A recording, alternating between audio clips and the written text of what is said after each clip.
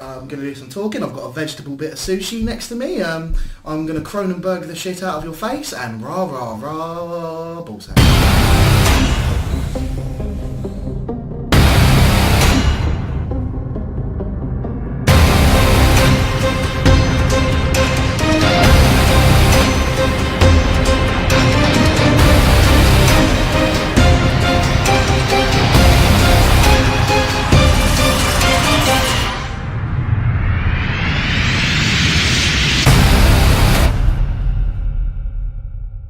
Alright, you horrible lot. Welcome to the Let's Watch Horror podcast. You're here with me, Manny, my mate Rob. Hey. And my other very good friend, Ruby. Hey. Who, at the moment, is feeling a little bit sick. So she's going to maybe making a few less contributions than usual, but she's here with us, and we've got to give her the credit for being an absolute trooper.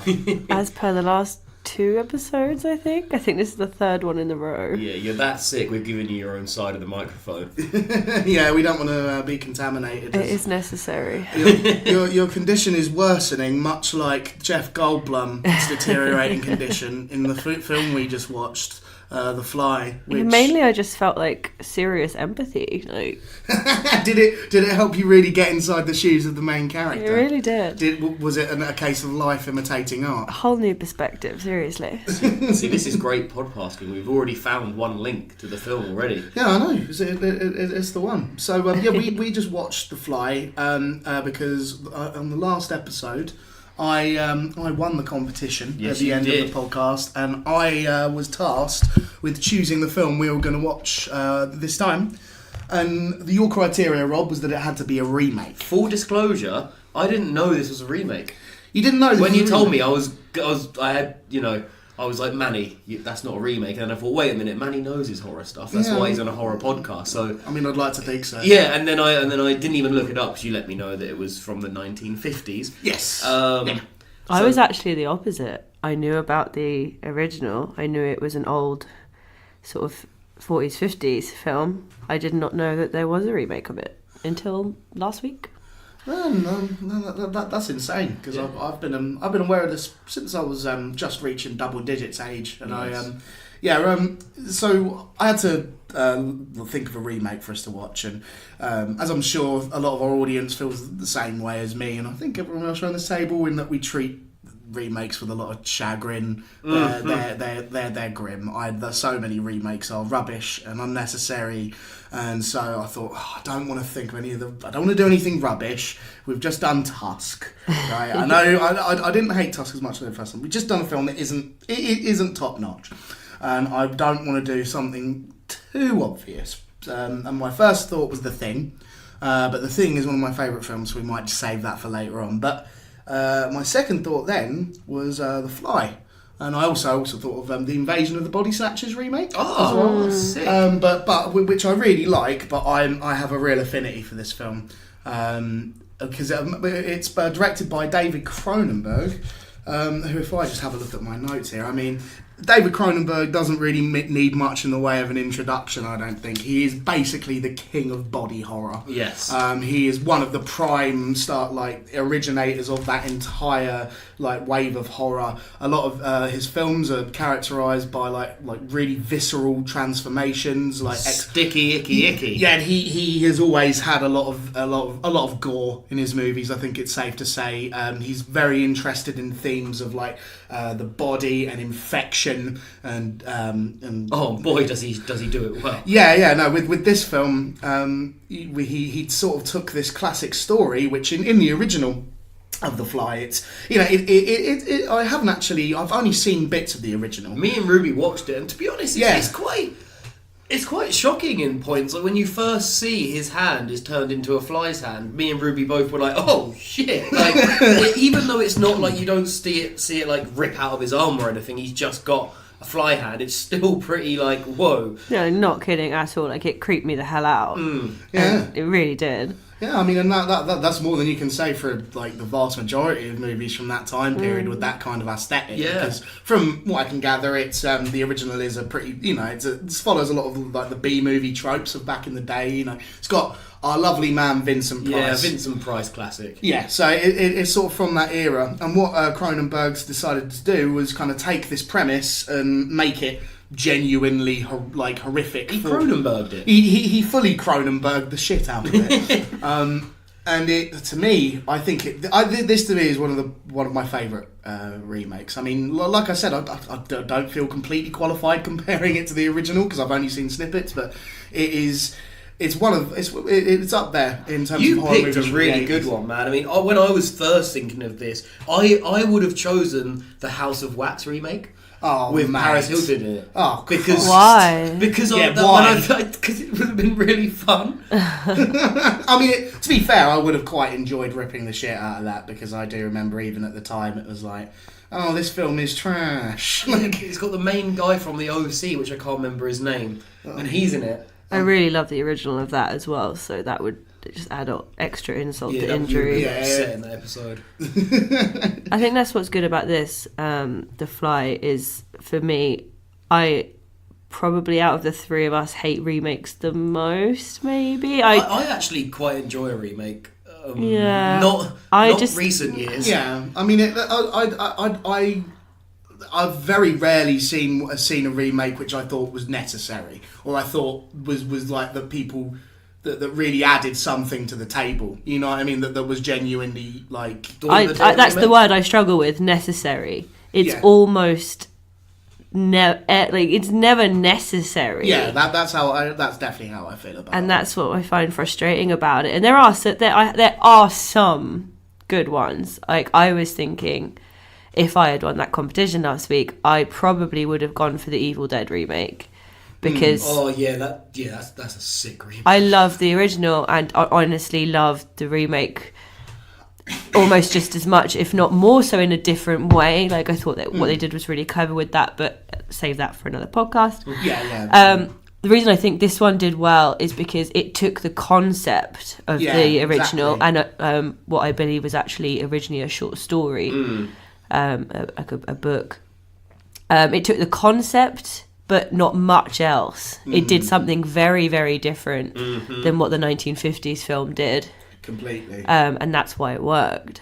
Yeah, it's not beholden to the original to the point where it doesn't offer anything new, and it offers something completely new. Yeah, it really does. I mean, in the original, I mean, well, you guys. It's based around what is supposedly a murder/suicide that happens in a warehouse, right? And the police are involved. This first person's found squished in a press.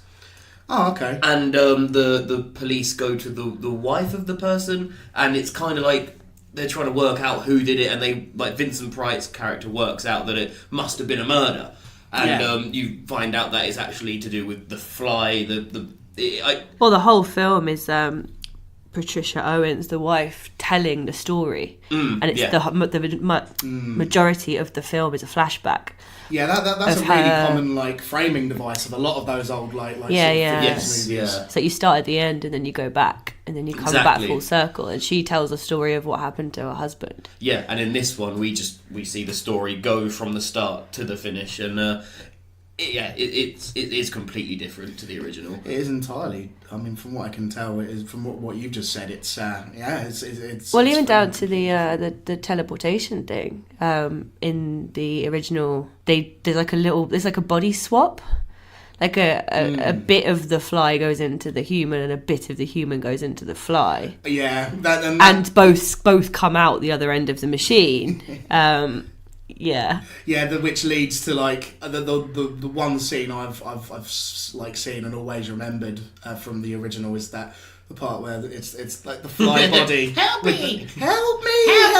which of course is comical. I mean, it's good fun. I was fully wondering like how they were going to pull that off in the 1980s. But... Yeah. I think it was probably a good idea that they just dropped that entire. Yeah. I would have kind of liked it as a little homage though, but like you say, how would you have put that in? How would you have put that in a way that wasn't like ridiculous? Yeah, and they weren't really. They were going for ridiculous, but not like embarrassing. Or they never went ridiculous. full B movie with this at all. No, it was quite serious. It definitely plays it very straight faced. It still was funny. It definitely, but the sense of humour as opposed to it coming from the ridiculousness of the actual concept. Yes, the concept is treated very seriously, and you're given not like hard science, but you're given enough science so that within the world of the film that it is believable. It's certainly not hard science. No, definitely not. But the humour, What are you saying? the humour comes from a lot of Jeff Goldblum's dialogue, a few of his little asides that he says as the transformation is underway. Are very funny. I'm trying to remember individual lines actually. His teeth fell out, and he says they're relics. Oh yeah, and his delivery as well. Is incredible. My teeth started falling out today.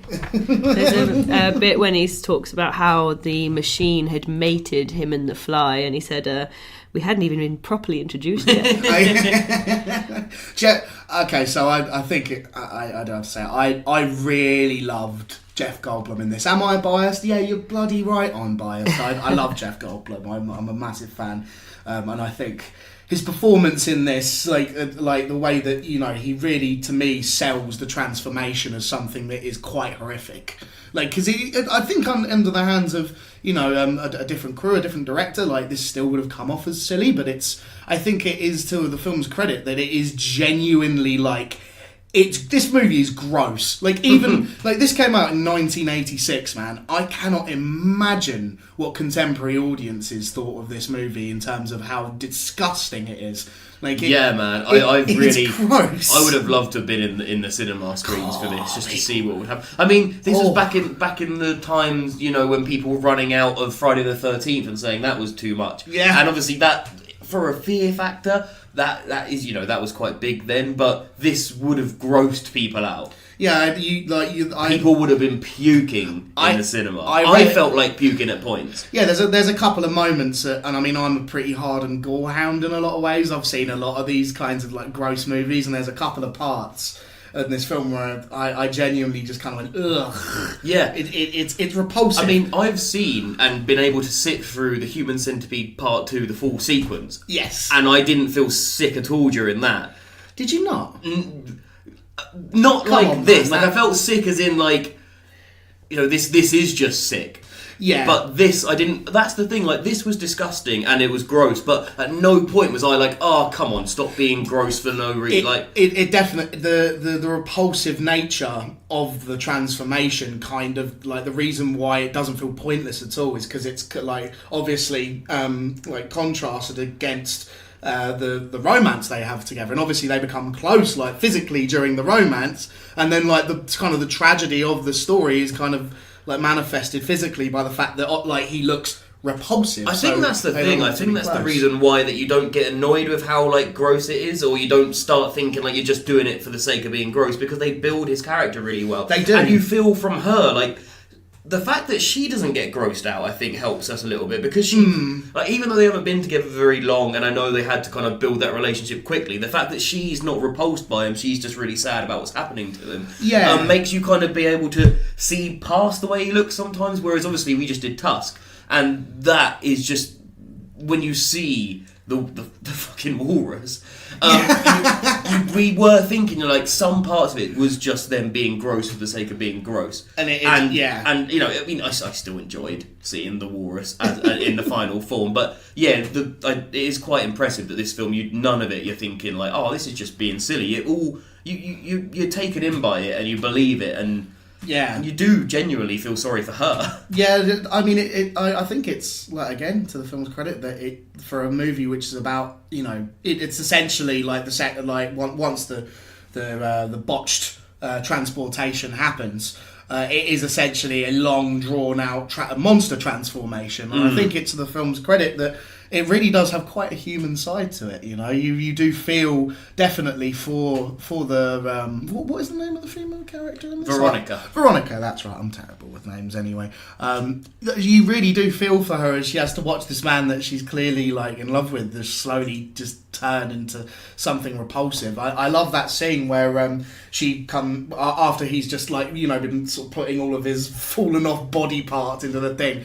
And I'm not sure that one of those things isn't a penis, by the way. Yeah, it did look a bit phallic, didn't it? I mean, if you're going to rewatch this, anyone, when he goes into the cabinet to put his teeth in there, top left of the screen, let us know what you think it is. To be honest with you, knowing the sorts of things that Cronenberg is interested in thematically, it's not going to be like a fucking elbow, is it? This is a man who made Shivers, which is a literally a film about people that get infected with a virus that just makes them want to screw each other. Yeah, can you tell us a bit more about his work, actually? Yeah, I really should. So as I said, the guy is like basically the king of body horror. It's his trademark. It's what he became known for, especially in the 80s.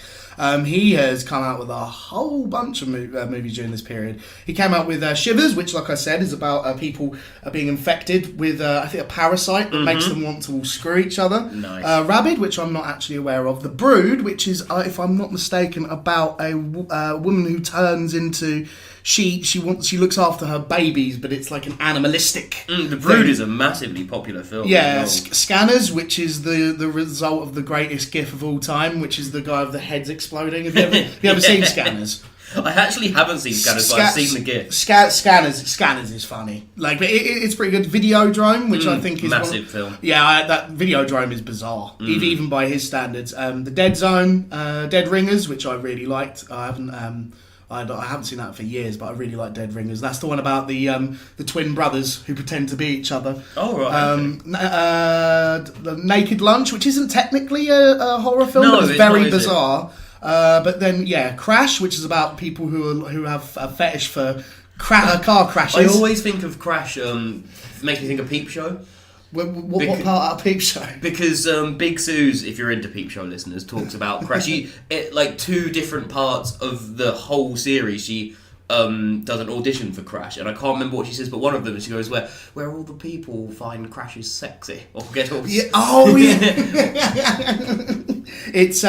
I have seen Crash once. It's the one with all the famouses in, isn't it? Well, I don't know. You're thinking of a different Crash. You're thinking of the one that came out in 2004. This one came out in the 90s, I think. The first Yeah. Existence, which is a bit of a silly film, but that's the one about like the virtual reality game. And Spider was the other like sort of psychological thriller sort of a type, which I haven't seen, so I can't comment on. But he has. So you can see there's this sort of running theme throughout all of his stuff, which has to do with like the lines in between the psychological and the physical, how like the physical body can be contorted in different ways, and how we succumb to infection, and he sort of like shows this like visually on screen in a way that is deliberately repulsive. I mean, and he became very much like known for that, and then obviously, you know, this whole genre of body horror, a great deal of it is completely indebted to him, essentially. It's weird, isn't it? Because the Thing came out at a very similar time to yes. it. But they,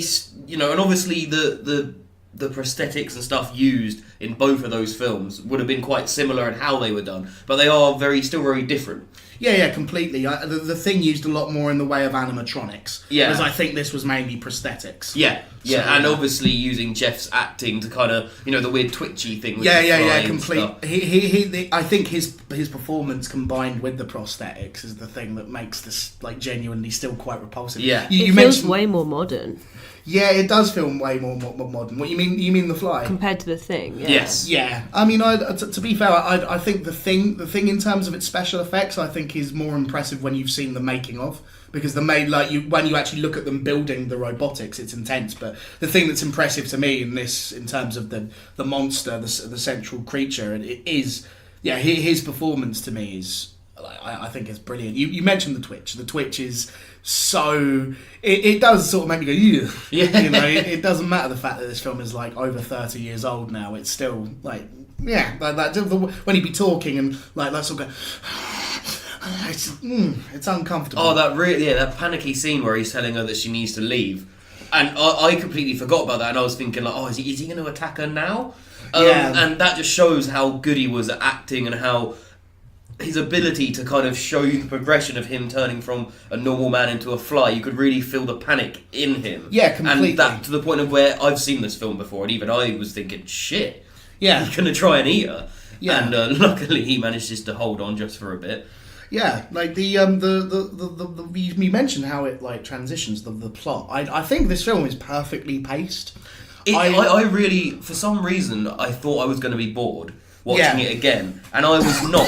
From the first scene, which is where we see them in they're at that bar. Is it Barker's or Barcourt? Barcourt. I think it's Barcourt. Barcourt. What are you talking about? The science company who he works for. Oh.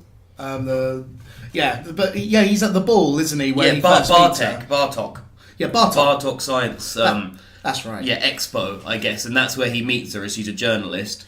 Yes. And that's it's very simple, but it completely makes sense. If that's of course where they would meet each other. Yeah. And then they go back to his place. I felt a little bit thrown in by the start of the movie. I did, yeah. I was sort of like, wait, what? Who are these people? Why are they talking? Yeah. I wasn't a big fan of the start. What, so you would have rather spent a bit more time just getting something. to know them before they meet? Something, I don't know. Like, even if it was like a few seconds of him maybe standing alone at the bar and he sees her across the room. I know that sounds like because she's tropey actually shit. Been sent there to interview him, hasn't she? Well, we figure that out later on, Yeah. but Yeah. it's not instantly obvious. And she's like walking away from him, and he's running after her. And I just was a bit like, I don't understand. I mean, I can definitely see that, but for me, it was one of those instances where we're sort of shown the characters and they're developed by what they do and then their mannerisms. Which again, like you guys said, you like you weren't a big fan of Jean. What's her name? I literally am. Ruby will know. Gina Davis. Gina Davis. You weren't a big fan of Gina Davis, and you, Ruby, weren't like huge on Jeff Goldblum at the beginning. Whereas, personally, I really love both the performances. I know what you mean. They definitely have like that standard kind of 80s feel to them, but you get a sense of who they are as characters through their acting. I mean, especially Jeff Goldblum. Again, the bias is coming through. I couldn't believe how willingly she goes with him into his apartment after she sees it. Literally drive up. Or she drives him and he explains that he's not very good with motion sickness, which you actually kind of shows you why he's doing what he's doing as an experiment with trying to cut out travelling and by creating a teleportation machine. Yeah, exactly. Which I think is a cool... He doesn't necessarily have to say that. He's not like, I created this... Like, you just kind of let you know very simply. Yeah, exactly. But also quite realistically. Yeah, precisely. And then they go to his apartment building. It's like one of those really cool American style things where there's like... Looks like there's a lift in the middle of this big room and awesome. Quite dilapidated outside though. But outside it looks fucking creepy. And she just gets out and is like, oh, yeah, cool. Yeah, no, complete and utter product of its time. That would never happen now. No. Not in a film, not in real life. They would only never. show that shot in a scene now if something bad was going to happen to her afterwards. Or, or they were... Yeah. It was... I know, I definitely do agree with that somewhat, that is a little unbelievable. That she at least didn't show some slight apprehension of her character being like, whoa, this looks like somewhere where drugs are manufactured or something, you know what I mean? But and he literally says to her when they get inside, she says, oh, maybe this is a bad idea, and goes to leave, and he's like, well, you can't leave now, like, you can't leave here alive. Oh yeah. And I was like, fuck me. I'd be screaming and waving my arms about at this stage. But then, of course, he fuck Jeff Goldblum. Oh man, you'd like fuck Jeff Goldblum. Oh, I just had to say fuck Jeff Goldblum.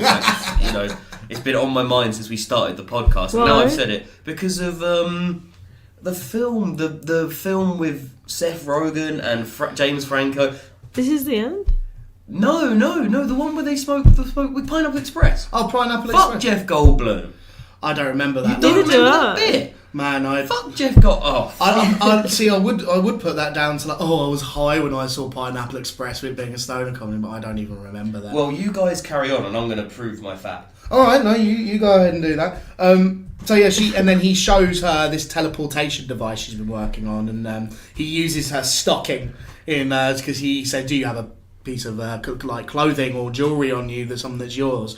And she goes, "Oh, I don't wear jewellery," so she gives him like her stocking, which is clearly meant to be like, you know, a suggestive scene of like, oh, you know, maybe where his interest in her first is stoked.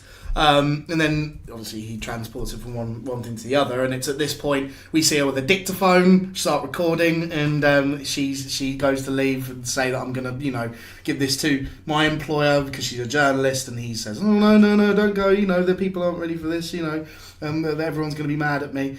And good thing that her boss just thinks he's a con man, doesn't he? Which and her boss is an ex-boyfriend, and her boss, her ex, is a creepy ass motherfucker. Before you know he's the ex, I already thought he was being creepy. Yeah, no, he's definitely, he's a creep. He's a weird, he's like obsessive. Especially when he appears in her shower. Yeah, that's what I was like, please be either the boyfriend or an ex-boyfriend, just so that we don't have to deal with anything else like that. Yeah. It was the only explanation is he's an ex and he's let himself in, which is still creepy. But at least she knows him. Yeah. At least she knows it. And also, by the way, guys, I just found it, so I'm just going to prove to the audience that I'm right. All right, Jesus.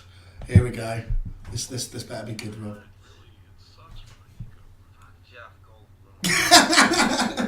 I literally, I don't remember much. I need to turn that up. Just I'm going to play it again. All right. Wow. See, do you guys not remember that? No, I don't remember that at all. I'm not as big of a fan of Pineapple Express as a lot of other people are, though. I mean, those sorts of comedies are a bit hit and miss for me. Unfortunately, it was going through my head like 40% of the film. Man, I just thought you liked Jeff Goldblum and you wanted to fuck. No, I do like Jeff Goldblum. Good. Like you're not going to get any shit past me about not liking Jeff Goldblum, right? That is one thing I did actually ask you during the film. Was he good looking for the time?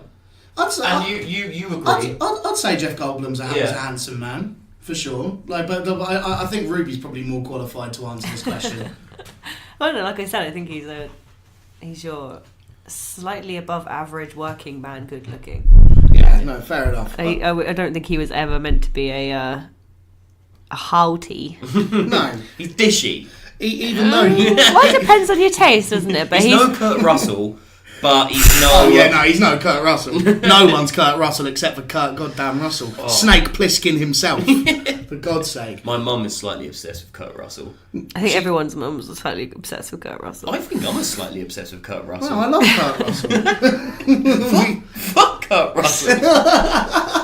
Well, I guess it's always good to have some consensus around this table. Sorry, Jeff. But I mean, maybe again it does depend on your personal taste. But I, for one, could not understand why she jumps into bed with him at the first possible opportunity. I actually wrote. I don't really get why she suddenly seems to. I mean, I get fancying him, but their relationship goes really quick. Yeah, really quick. It hots up really, really, really quick. And I didn't really see why. I didn't understand from her perspective what it was she saw in him, because he struck me as just... Not even so much that he's an oddball. I like an oddball. But, like, arrogantly eccentric. Yeah, but he's that kind of, like, nerdy scientist kind of... I didn't really know. I know what you're... That stereotype, but I didn't get it. To her. But her to him, I'm saying. I can understand the relationship maybe going a little too quick. I wouldn't have minded maybe a little bit of more of a development of showing like their, the interest sort of blossoming and it happening a little more thing. It did happen. It did sort of go a little quickly, but to be fair, I think that was done so that the pace is kept nice and because I think this script was perfectly paced. Like I said, like it's very tight. Everything like everything happens like in a very good order, and like you said, it really isn't boring at all. It's engaging the whole way through because it does move forward like very quickly. You know what I mean? Even though but that's the thing. Good relationship development doesn't necessarily need time. It just needs good acting and good dialogue, and I guess I didn't really think there was an awful lot of that going on. Did it sort itself out throughout the film? Because that's actually, if you didn't find their relationship worked well at the start, that could have ruined the film for you, because it's based solely on believing she really cares. Shall I just go put my cards out on the table here? Yeah. Okay. Shall I just do it? Because I mean, it's going to become quite obvious through what I say. Okay. I thought this film was great for the horror. The body horror elements of this are fantastic, and it is more than worth watching just for those elements alone. everything else kind of sucked for me. Yeah? Yeah, I didn't love Jeff Goldblum. I didn't love Gina Davis. I thought their relationship, it made no sense to me. I didn't really get why they were into each other and why she kept going back there, especially after he turned into a mutant. She's also a journalist, though, and it's the story of a lifetime. Yeah, I definitely took that into it. But that didn't feel like the focus after the first half an hour. You would have liked to that take was more explanation quickly into that was quickly forgotten for, you know, her lovelorn thing for him. And they did really play on that heavily, that she was like, and he treated her a bit shitty. Like, when he first starts being aggressive, okay, we are led to believe it's because he's turning into the Fly. Yeah, of course. She did not know him well enough to know that was the case. No, that is true. I mean, that's the only thing I had a bit of a problem with, is how much time is separate. It's really hard to know how much time separated between these two. Yeah. Apart from when he says it's been a few weeks after he really starts deteriorating. It's a hard word to worse. But that's the only bit of time that we really get. So yeah, it is the only bit of time we get, I think. Talking about time, do you want to go for our first competition round? Sure, let's do it. Okay, so the what you're going to get out of this competition, I think, is because we haven't really for a while had just a straight up choice. The winner of this will just get to choose a film for next week. Okay. Any film you want, you can just choose a film. All right. Oh, okay. And then after that, we're going to, I think I want to put a vote out to Twitter for the week after that, but we'll discuss that next week. Yeah, that sounds reasonable. Yeah, so the winner of this competition just gets to pick whatever film they want. Oh, yeah, they do, really. But you are going to have to say it at the end of the episode. So you've only got the episode length time to think about that. Okay. Okay. Right. So the first question is the running time of this movie in minutes. Manny, you go first. All right. Like I said, I thought the film was pacey, so I'm going to go for a below average. It definitely did not feel long, this film. No. I'm going to say an hour and 20 minutes, so 80 minutes. 80 minutes, cool, nice one. Ruby? I almost agree with you, but it's got to be different, and I don't think it would be shorter than that. So I'm going to say an hour and 30. So 90 minutes. Yeah. Okay. Well, both quite good guesses. They're shorter than a lot of, films, especially of that time. Back in the 80s, horror films seemed to go on for a long time. Yeah. This was 96 minutes, so well done, Ruby. The first point goes to you. All right. There are 4 more up for grabs. All right, then. 4 more, yeah. Sweet. Okay, so can you tell us a bit about the actors, please, Ruby? I know mean, that we've already discussed basically 2 of the 3. No. There's really not a lot I can tell you that you probably don't already know, especially about our main man, Jeff Goldblum. He's been in some of the highest grossing films of all time. Jurassic Park. Yeah. He was mentioned in Pineapple Independence Express. Day.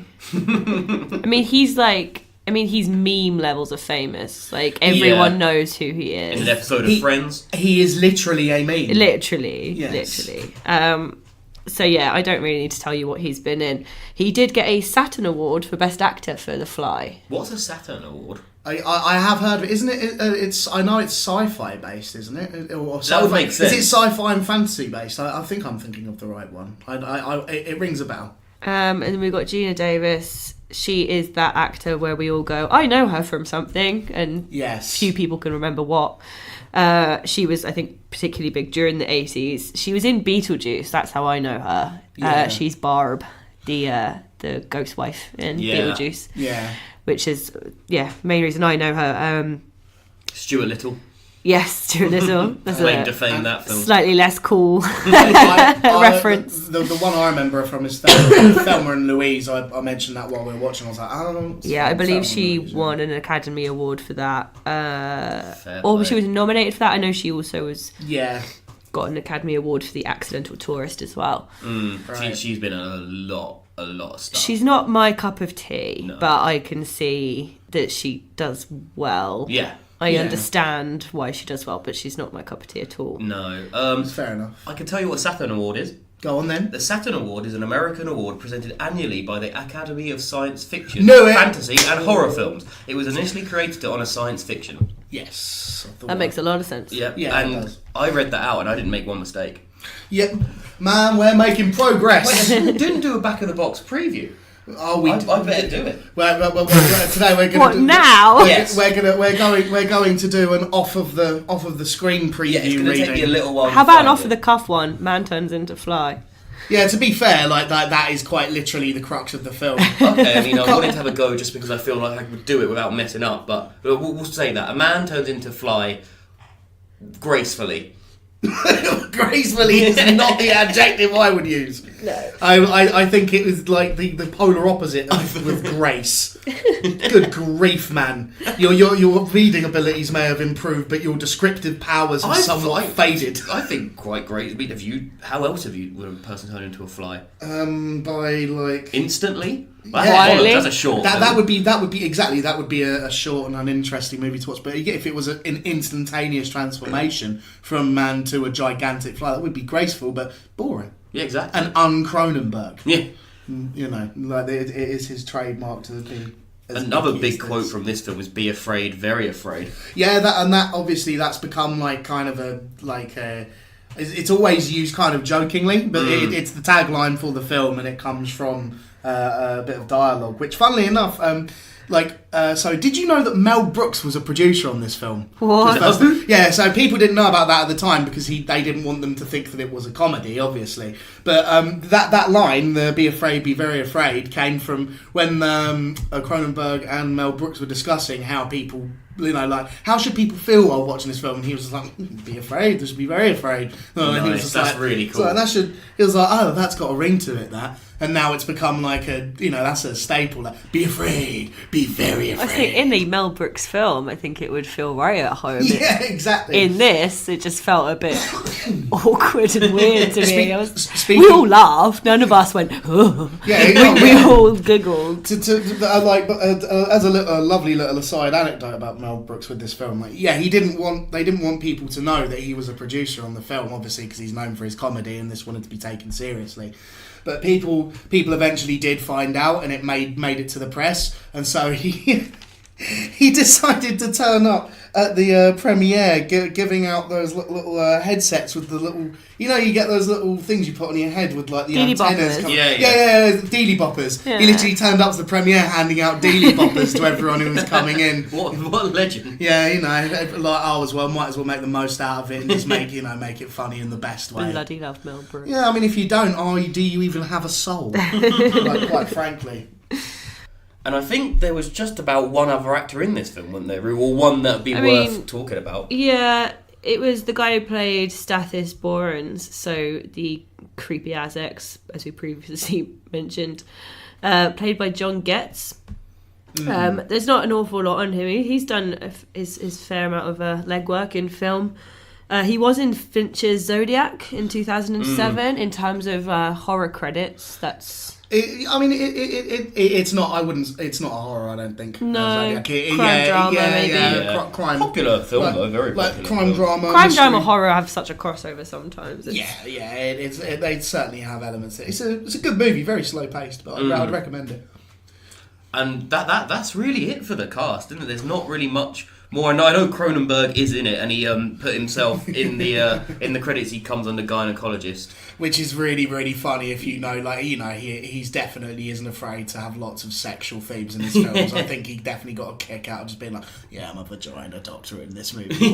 Maybe, like the story is very like small and focused. That bit, man, actually really fucked me up. Yeah. What happens after the he goes in and transports himself with the fly? You don't quite know teleports, what it's... by the way. Teleports himself with the fly. You don't really know that he's become that. And they, as a celebration, they do the do.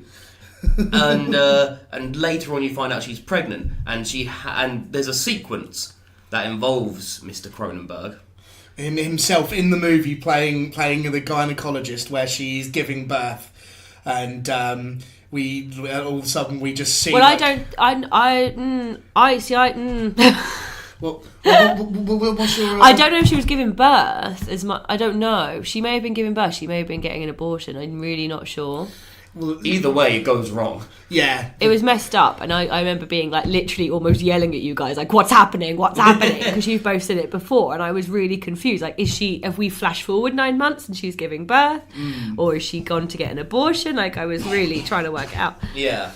And then, oh man, like, it's really weird for me, because I've literally had this dream before. The exact dream. Almost the exact same dream. So she ends up, whether it be her in labour or having an abortion, they end up pulling a fucking worm thing out of her. Yeah. Yeah, it's like a larva. Yeah, Like a larvae maggoty thing, which is just grim. Yeah. But I have literally one of the worst dreams I ever had. Right, I'm motophobic, so I have a phobia of moths.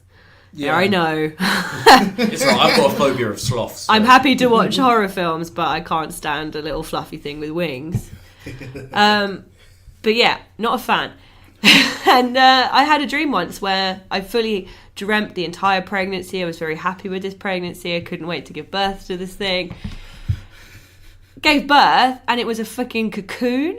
And I remember it was this big, fat, pulsating brown cocoon. Nice. And it slowly unfurled into this massive moth, and it started beating me with its wings. It was honestly, oh man. And it was your child. I still feel sick thinking about it, honestly. And as soon as I saw that, I was like, what the hell? I did literally turn to you, and your jaw literally dropped. You were not having a good time. No. But considering I'd never seen this film before, so it wasn't even like a horror film. I'd watched too many films dream. It was just my fucked up imagination. I mean, but this is the thing. I mean, like that's Cronenberg through and through, isn't it? He gets to, like, you know, really like deep primal things about the body, and he like contorts them in ways that are like. That's a thing which is like unique about him, I think, and makes him. It's just his signature. His movies are repulsive, but they're repulsive in a really interesting way. It's not just that you're seeing something disgusting, it's that it gets to something about what it means to be human, and it like kind of or not quite human, or not quite human, or something that is too human. Yeah. Something that is, and it kind of it's repulsive in that, but it makes it in a primal way. Like that's what the thing I always take about him. He always talk his films are about like very primal, deep-rooted urges, you know, or they're about like deep-rooted fears or phobias, which, you know, I think that might be why it played into that. Yeah. Why you may have had that dream, you know, sort of like, because that dream was a horrid, nasty kind of a perversion of, you know, pregnancy, and you know, it certainly plays into that in this movie. It's a great effect as well. That scene is messed up.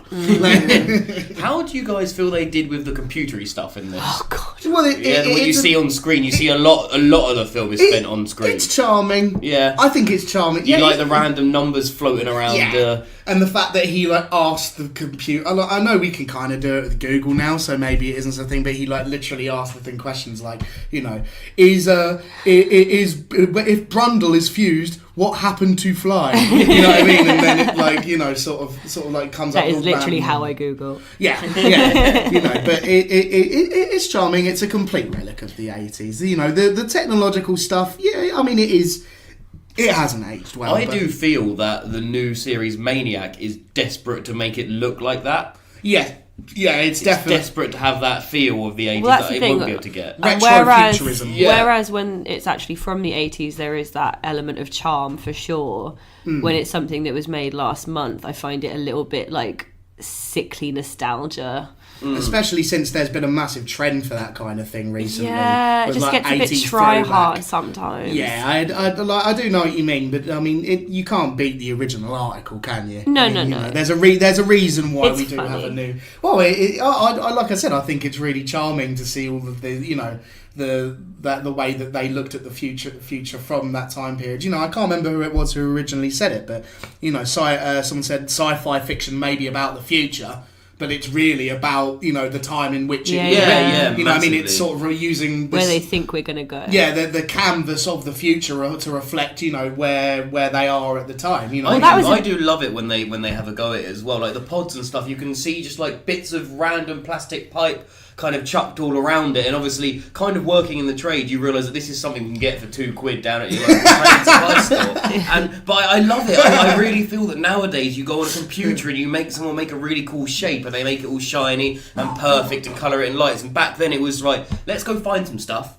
And we'll put it together. For some reason, back then they thought everything in the future would have exposed pipes on it. More is more. Like it's always like, no, chuck up. I mean, this pipe's probably really important, but chuck it on the outside. Don't cover it up in anything. Just leave it because it's obviously very important. What was the pipe transporting? It doesn't transport electric. I mean, unless it's a huge fucking electric cable, which we all know it's not.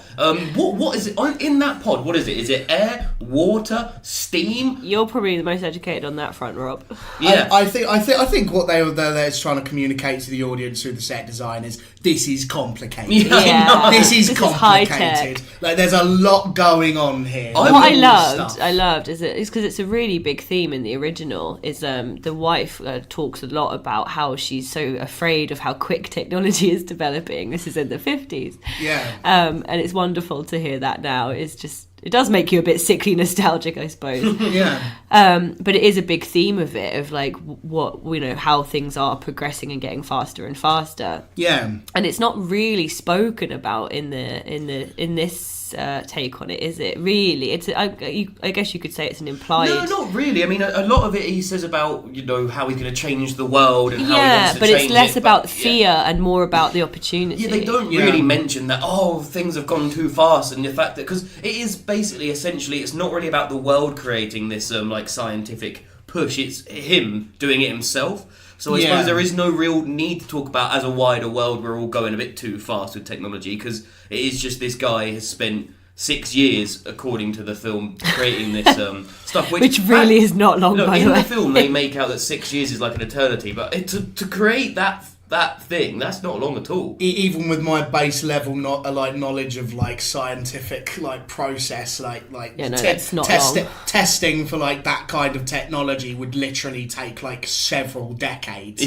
But most people it takes them that long to do their PhD. So exactly. Even though it's implied that he is like a genius, isn't it? They said because the boss character he says like, oh yeah, he was only one step away from the Nobel when he was 20. Yeah, when he was 20 years old. So maybe he is just like incredibly brilliant, and he does say that he says, doesn't he? I sent off for all the individual parts to men much more brilliant than me, but they don't. They just don't know what the final product is. So maybe within that, because of all that, you forgive it. You definitely. I even like how they kind of explain very quickly how he's able to spend 6 years doing it because it's part of the Bartok science group. She kind of asks, well, how are they paying for this without knowing what it is? And he's like, well, they just give me money because I'm really cheap, and also they kind of know that they're going to own whatever it is at the end of it. Yeah. And I quite like that he's doing this, but he's still not going to own it. They don't really go into it very much, and I suppose. I wonder how he's that cheap. That machine doesn't look very cheap. He's making it out of pipes that you can find at a bloody train. Maybe he's like a Nikola Tesla character. Like, what I mean? Like doing it for the genuinely doing it. I suppose he's doing it by himself, so he's not really having to pay loads of salaries or anything. No, exactly. What did you guys think about how we're first shown that something's not quite right with his transformation? Ruby, you did not like it when we see he cuts himself after they do the do for the first time. Do the do. How else do you want me to say it? Go at it. They bang. They jump each other's bones. Yeah, okay, we'll go for that one. Yeah. He rolls over onto like a piece of like a computer chip or something and cuts his back. Is that why the hairs come through there? Because of the cut? Yeah, there's a cut on his back. I didn't connect those dots. Did you just think there was a random point that he... Yeah. Oh, no. I was thinking, what the hell is a computer chip doing in his bed? He's a science dude. He's probably a crazy professor. Yeah. Oh, yeah, no, I'm just going to take this chip with me to bed to study while I'm in bed. Just this little microchip. Really sharp bits I've got them scattered all over the place, these things. You can never have too many. But that's it, isn't it? How do you feel about the little... You had quite a verse effect to the little hairs coming out of his back. When I said that this film is worth watching for the body horrors, not lying, not exaggerating, it probably gets to me especially... this film tapped into a lot of my really deep-rooted fears, actually. It's Cronenberg, completely, for real. I don't even know... It's similar to is it tryptophobia? I can't remember. Tryptophobia is the spot thing, this little circle. It's similar to that. The sensation I get when I see things like that is like equal parts repulsion and obsession. I want to look at it and I want to touch it and I want to pull those hairs out so bad. I know I sound like such a freak right now, but like it actually makes me almost salivate with how bad I want to get some tweezers on there. Like it actually makes me like. Yeah, it's very seriously. It's very common, isn't it? Though, like I remember reading about that. Like I've always meant to look it up and see if there's a word for it. Yeah, no, it's like really common. Like I remember reading an article about how on YouTube, like pimple popping videos are like a huge thing. They get like millions and millions of views of people just saying like, I love watching pimples. I'm not gonna lie, I've watched a few of those videos. I mean, to me, I mean, you know, I'll sit there and I'll watch like the goriest films ever, but you're a freak. Yeah, you're a wrong'un, mate. I don't want it to be real. No, genuinely. As soon as if like that, the thought of sitting there and actually just watching that makes me feel. Okay, so what would you rather wrong. watch on loop? Someone pop a spot, or the dude from House of a Thousand Corpses belch the pus over and over again? You got to watch it on loop for an hour. Oh man, I'd love to watch that on loop for an hour. What the belchy pussy man? Oh man, that'd be sick. No, because I just go, man, that they chose a really good like liquid for that. That looks really gloopy and belchy. And how would you react to seeing a spot being popped for an hour? I mean, it would depend upon the size. It would depend very heavily upon the size. I have seen one. And it was one that kind of went a bit viral, where it was like one of the biggest ones that had ever been recorded. It was like a boil. And this guy and literally like he pops it and it just goes out, and I went no, not at all. You can take that and shove it. And so I don't know. It's obviously something to do with like getting rid of imperfections and like especially with pulling like odd hairs out, because it's like. You pull it out and then it's just like a clean surface. Do you know what I mean? I think it's something to do with that. It's like videos of people power washing their pavements. It's like it's kind of similar to that. I do get what you're talking about, because if you look at his face as well during it, he starts getting a bit pimply, and obviously he's got quite a nice face. And it's good skin. very good skin, and it gets very faintly pimply, and from that point, I'm looking at it thinking like, oh, it's just. Even though it's slightly pimply, you're still noticing, you're still thinking that's just not very nice. Doesn't look, it looks, it definitely looks worse than it did before. So I can see what you. I don't think it's even pimply. It's just blotchy. Yeah, blotchy, and then it gets. You can see that it's getting steadily less. Yeah, and as that happens, I have that feeling to want to get rid of it, and I guess I get what you feel about wanting to pull these hairs out of his. Thing. Obviously, they're not hair. Well, they are hair, but they're like. It makes my back muscles twinge just when she like starts touching them, and it gets in really close to her finger, just touching them. Oh my god! She cuts one off, doesn't she? Gets it sent off for testing. Why? Because I think she was gets it sent off for testing, doesn't she? And it comes back, and she tells him that it's an insect hair. After he's done loads of really cool acrobatics and stuff like that. So he thinks thinks he's become like. Cleansed. He literally uses the word to bring it back to what you were saying. He says, "I've been purified. I've been cleansed. I am like the best version of myself." And he sort of says that. I really love that scene where he's in the restaurant with her, and like he's dumping like a bunch of like sugar into his coffee, and he's like sort of like speaking at like a proper high speed, and he's saying, like I feel like I have a new lease of life. I'm doing all of this stuff. I feel reborn again. Come on, you have to do it with me. And it's like one of the first signs of his behaviour changing. He becomes very manic. And I really like some. In fact, some of the dialogue in this that he uses, like there's that other one where he says it's something like you have to drink from the fountain of plasma. You're too afraid to drink from the fountain. Yeah, because that's when he starts getting really angry. He calls her. She said you're he says she's too chicken shit to do it, and he calls her a bore or something like that, and that's when he first actually gets angry, and you're like, oh, he is being badly affected by this. Something negative's happening to him. Yeah, and he does start to become like manic and very delusional, and it's I loved some of the script writing in this. It kind of had a real poetry about it, and I've always got time for that when it's done properly. Yeah, I'm really sorry to interrupt, Manny, but we've just hit 53 minutes. We all know what that means. It's time, boy. Yeah, if I could afford a jingle this week, you'll hear it now. Bum bum bum bum bum. Okay, I guess I didn't afford it, and that's just Manny. At least I'm good for something, eh? Yeah, lovely. I mean, you did the rap the other week, and you're doing a jingle now. Well done. Yeah, no, my musical ambitions come out in every single avenue that I... The album's growing. We've already got the album artwork. It's a fire mixtape. Sorry. Go with the meme, mate. It's a meme. I don't know what it means. You don't know what it means. You can't meme. I'm going to get on with the competition now. Okay, so this one's going to be based on the ratings it got. I'm going to tell you it got 7.5 on IMDb, which I think fits perfectly. 7. It's really good for a horror film. See, the thing is that I can see like certain people thinking like that. You know, I'm genuinely glad this has got a higher IMDb rating as that, because that is about right. That yeah, I'd say so. Cool. We're going to go for Rotten Tomatoes first. Manny, you're up. Oh, now see, this is tricky because I'm for one thing I'm thinking of the thing. So I might have mentioned it before. Contemporary reviews for the thing were scathing. They hated it, and it was specifically because they called it grotesque and juvenile, right? Which is, you know, to me that's a good review for them to call that. Like that's literally like that shows you that it clearly got to them. So I wouldn't be surprised if there were some of the contemporary reviews kind of scathed this for being gross, because it is. I think this is more gross than the thing. It's really like icky.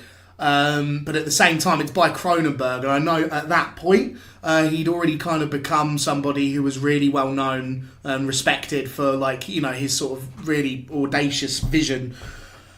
I think I'm gonna go for 75%. Cool. It's not bad. That's I'm kind of like going like kind of stealing the IMDb rating a bit there, but I think that's a clever thing to do. Yeah, I'm gonna go 75.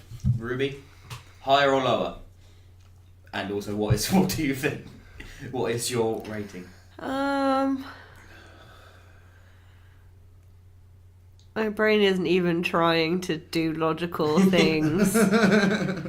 If you want, you can just say higher or lower, and we'll go for that. Yeah. We'll let you have that one. Yes, your handicap. Sweet, higher.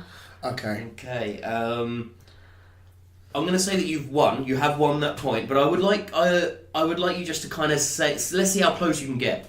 Yeah. But you have won the point, so rest easy. 78. No, it actually was 92% What the on Rotten Tomatoes. Yeah, that's ridiculous. Yeah, but I think a lot of that may have come from bias of Cronenberg. I think if you look at this within the context of when it was made, I think we've had this conversation before. Does Rotten Tomatoes include retrospective reviews? I think it just goes over time. I think it can change. Yeah. So if a load of people went on now and just upvoted it would go higher. Yeah, but it also does include old. I think it does include Rotten Tomatoes only include critic reviews. So would it include retrospective critic reviews? I think it does actually. I think it does, because if they want to be the real deal like they do want to be, then you would have to, really, surely. Yeah. Otherwise you couldn't do these old films. He is considered like a legend. In fact, so much so, I didn't know this until doing my research. David Cronenberg is known as the King of Venereal and the Baron of Blood. Nice. So I like that first one. That really fits him. Venereal. It's like fun. But the Baron of Blood, I'd say there are other. I think there are other directors. Get blood from him. I feel more pus. Yeah, exactly. Yeah. He's the other humours. Yeah. He is like that's it. He's more deeply disgusting. I could think of other directors who I'd associate more with making gore movies, but Venereal. Eli Roth more than anyone springs to mind right now. Yeah. I think that even Tarantino could be not horror wise, but in terms of violence, he's blood. Definitely. So it's going to be Metacritic now. Ruby, if you get this one, you've won. Oh, sweet life. Can I do higher or lower again? No. Feel sorry for me, I'm poorly. You are poorly, but if you win this early, then the next round's going to be crap. So you're going to have to go first on this one as well. What is it, Metacritic? Metacritic, so yeah. Manny's more trusted. Okay, again, brain not working, turning into fly. 82. Okay, cool. Okay. 82. Okay, just because I'm gonna go with a deliberately wrong guess because I think that Ruby deserves to get the film next week. Don't pity vote me. Oh man, you literally Jesus Christ! No, do it really. God, do it. Yeah, no, I'm like screw it. I'm gonna go 0. Oh come on! No. You were right. No, you were. No, actually, no. Screw that. I'm just gonna say 7. It's 7? Yeah, 7. I think it's 7. Well, wait, 7%. No, 70. Okay. Sorry, your brain like deterioration is contagious. So I'm now. It is contagious. Like they feared. The good thing is that Ruby was so close, you probably wouldn't have got it. It was 79. Sick. Cool. So you got wow. That's the first time someone's won it 3 in a row. Nice one. Fair. Unfortunately, it means you can't go to bed just yet. You can't leave because you're ill just because you wrapped it up and won already. You got to wait till the end to tell us what you're going to be watching. Okay. Yeah. Any film I'm you sure want. I can handle it. Okay. Well, that was the second round. Thank you, Manny. Do you want to do a bit of outro music on this one? The Fly. So where did we get to in the film? We found he's got his transformation started to happen. He can do all the crazy backflips and stuff. Yeah. She's had him testing and letting him know that he's becoming a fly. An insect. An insect. She's pregnant with his child. She's pregnant with his child. So let's just talk a bit about the bathroom scene. Where his fingers go a bit nasty. Okay, Manny's least favourite bit. So again, this got to something I have because I'm a bit of a nail biter. It's something I've been doing for a long time, and he just he sort of like bites his nail with his hand, and it just fully comes off, and he just literally picks off another one of his fingers. Oh man. It's grim. I literally can't do it. I mean, I didn't take my eyes away because would you think I am some kind of wuss, mate? But it is again that got to me specifically, that part where he fully just takes off his fingernail, and it doesn't. I think a lesser director or a lesser sound designer would have made it so it went, which would have killed it. But no, it just kind of went. It made it real. And then he squeezes his finger, and then stuff comes out. Yeah, load ejaculates. Of yeah. I was going to say it looks like pus, but it's white, isn't it? It's really weird. Yeah, it is. I mean, man, it's gloopy and it's bodily. But I think later on, as that develops, there's white gloop everywhere. So I don't think it is pus. I think it's fly juice. Because there is that white gloop actually, where he's having that arm wrestle with that dude that's got a very rounded face. And, he does. He's very rounded and face. has the most highly pulled up trousers I've ever seen on a film character. And something that I believe his name is George Chavelo. What? Hey, George. Something that I definitely wouldn't be allowed to date. He has an arm wrestle to decide whether or not he can take this lady home. Yes. And she doesn't get a say in it. Well, at the very least, she does say, "What do you think I am, a hooker or something?" Yeah, and the dude's like, "Don't worry, dude, I'm guaranteed to win this 100." The funny thing is that character is definitely dressed in a way that looks like a stereotypical 80s hooker. And she instantly goes home with him. Once he puts her on his shoulder, and she's just like, "Okay, cool." But they're arm wrestling, and for ages nothing really happens. They just look at each other like getting more like, and then the wide faces. Arm snaps. Yeah, he genuinely just breaks it and the bone comes through the skin. Lovely. And it's like oh well, you've just won, and he just takes the lady back home because he needs. Not how you win an arm wrestling competition, by the way. Well, no, normally you put the. I suppose he's not gonna can't call that a tie, can you? No. And then he takes her home, and they again do the do. Yeah.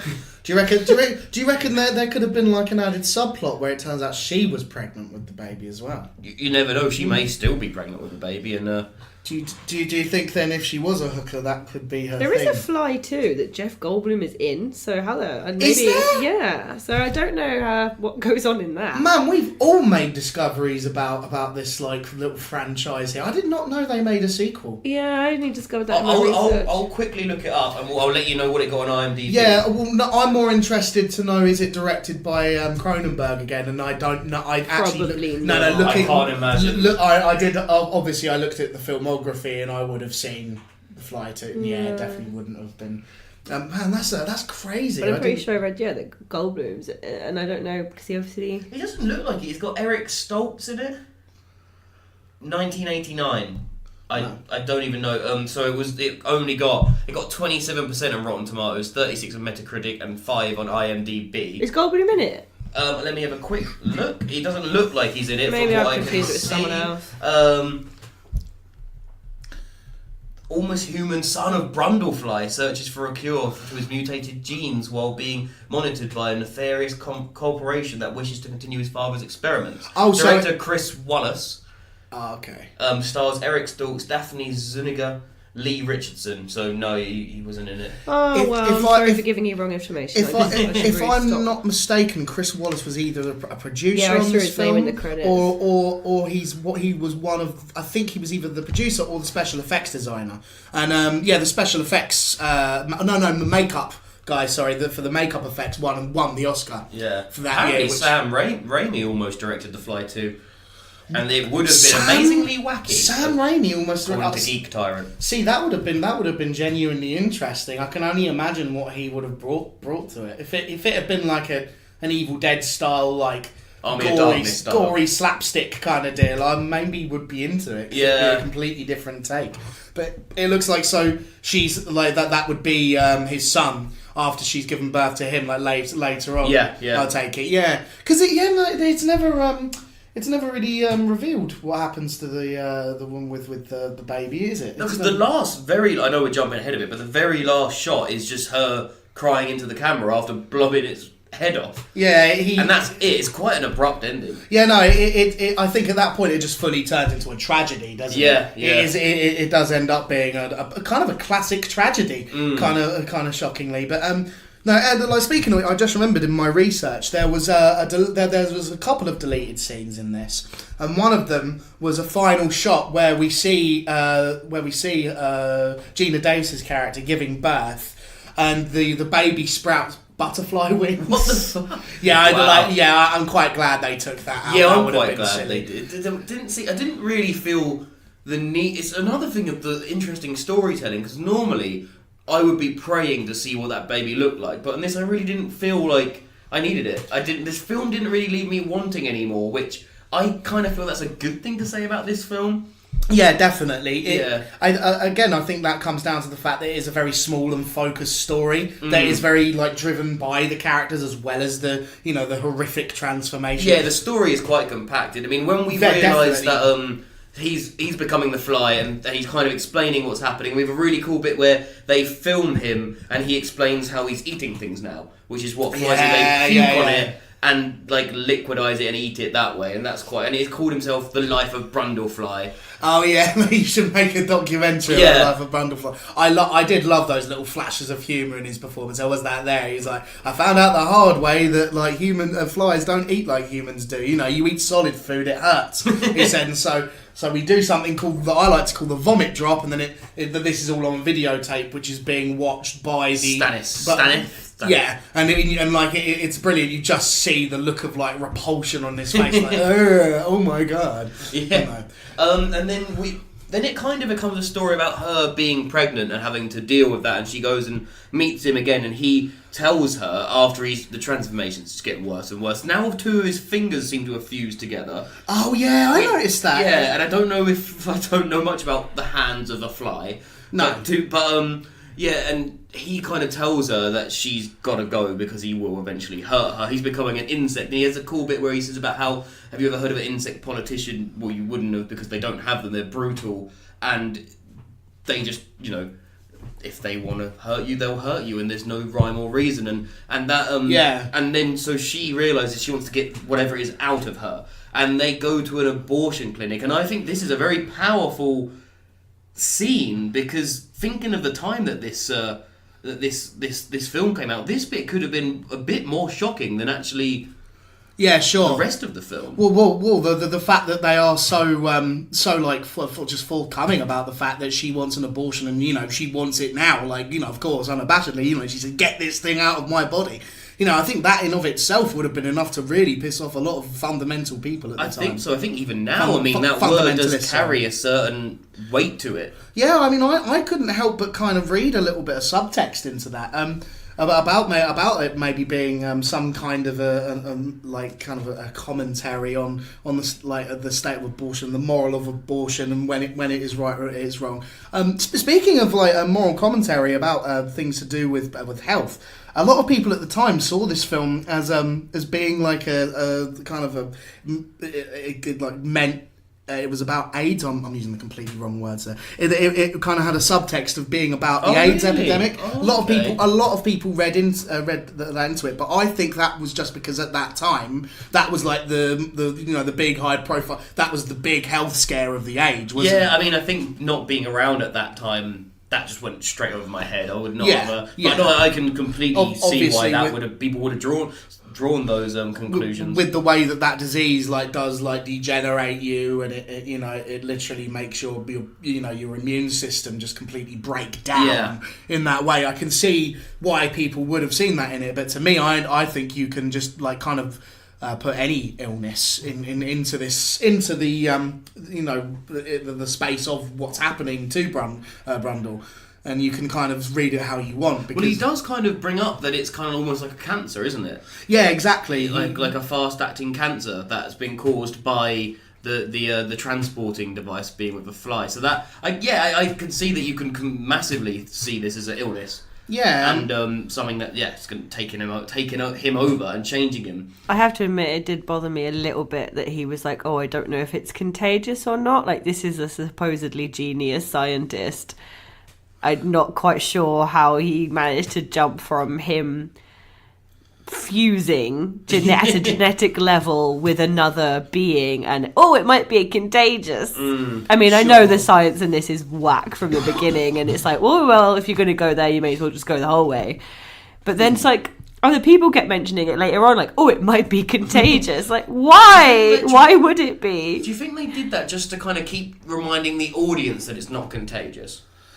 I don't know. I think it was just trying to add another level of fear to it. Of every time of like, she's around you can't him, go near. Yeah, that's what I and took also, it as. might play into those, like you say, those subtexts about disease and possibly AIDS and things like that. That that is a big questions fear that were being asked of diseases of the time. Exactly, people were ignorant as to how at the time we didn't know about specifically to use the example of AIDS. People didn't know about how it was transmitted, and you had a lot of these health scares about you can catch it if you sit on the same toilet seat as someone who's got it, and all these kinds of things. And it again, I think it can be read in that way. But I do genuinely understand your criticism there when it comes from him. Because surely he would know, being a scientist and a very accomplished one at that, you would kind of feel as though maybe he would, not maybe, you'd feel as though he would understand if it was at the genetic level that it wouldn't be. But still, it definitely taps into those kind of deep-rooted fears very nicely, for sure.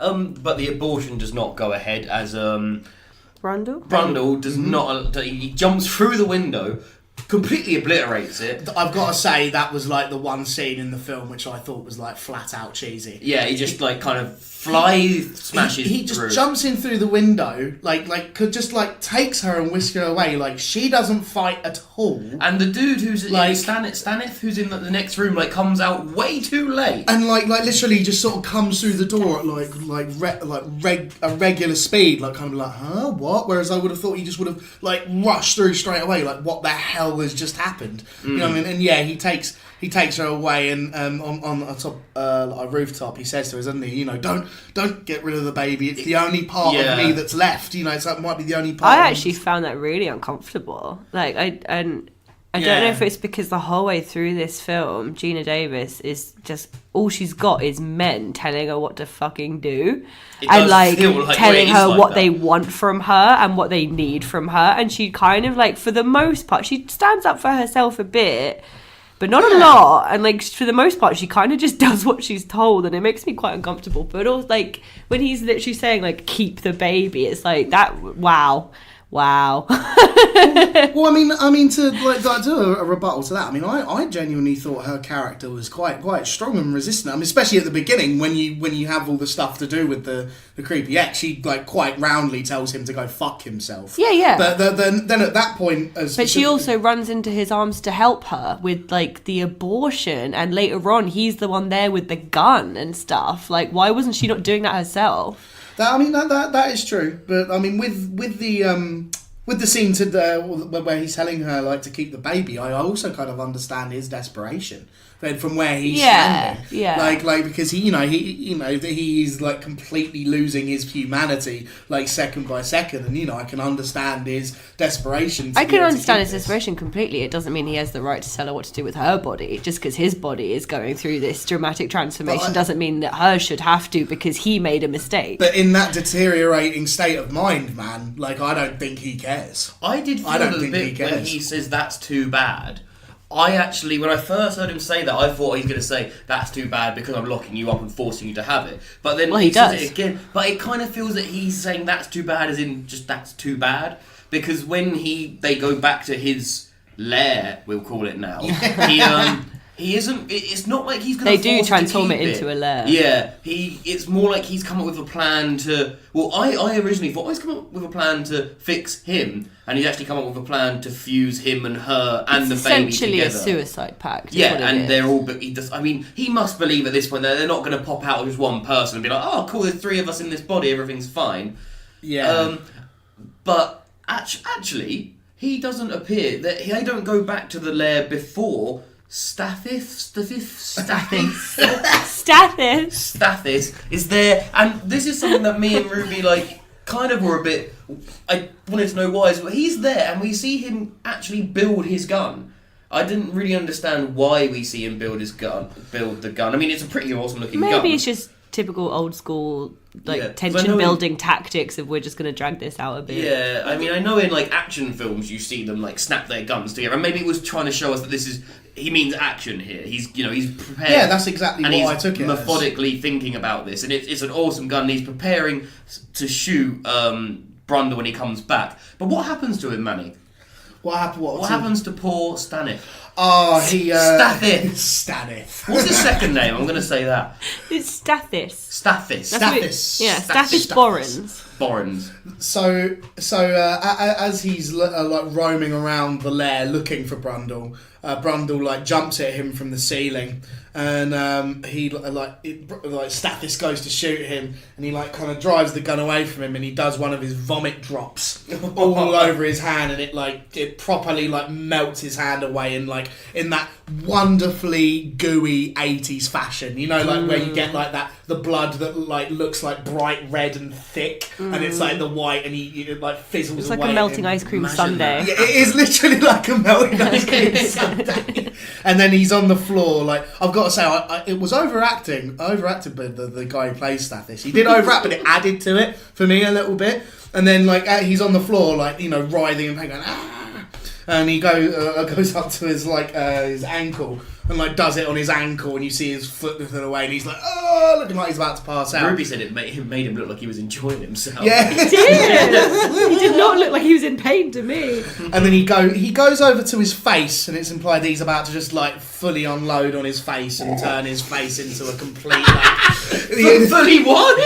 fully vomit drop on his face. Okay, there we are. I'm glad you clarified. Yeah, no, we'll go with fully good on his face, and he's about to do it, and what Gene Davis's character turns up, and I had a real issue with the fact that, to be honest with you, that she turns up, she's just stop. Don't do it. And she's literally just seen that he's See, that's what I felt they were that she was pretty much the whole time. I had that problem there. I felt like her reaction should have been a little bit more. No, horrified. Please stop killing my friend. Maybe she was just what the f***, I give up now. I've got a fucking fly baby inside me. I don't care. I just want to have a quick, before we continue, because this is the final scene, those shots where they very cleverly show him climbing up a wall and so well done. Yeah, no, it's like it's the forced perspective. The thing, transition as well, because it's I wish they brilliant. still did it like yeah, that. You see him like crawling across the ceiling with like his ability to be able to stick to the wall, and he crawls down the wall and then onto the thing, and it's clearly done using like the forced perspective where they've like made the set in a way that The only thing that sucks about it is the lack of gravity.